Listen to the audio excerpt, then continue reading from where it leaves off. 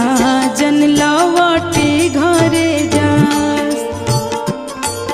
अरे हमारा के ले पापा जांघे बैठते साजन लौ